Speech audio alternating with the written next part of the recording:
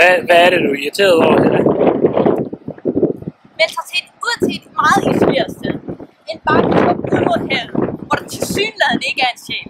Så kommer man op til. Så står der en sælger. Og de sidder med deres hår og deres armbånd. Og det er fint nok.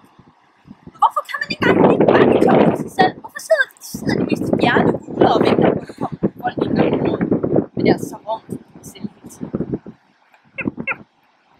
Det var frustrerende, ikke? Og hun spurgte mig 3 gange på top, og hun spurgte mig 2 gange på vej. Kan hun ikke forstå det? Nej.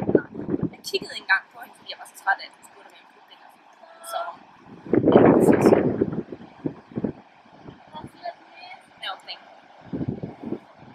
From Russia, miss? No. Where are you from? I'm from Denmark.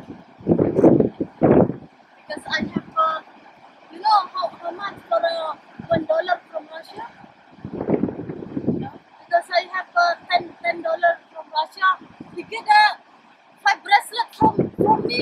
So me back now.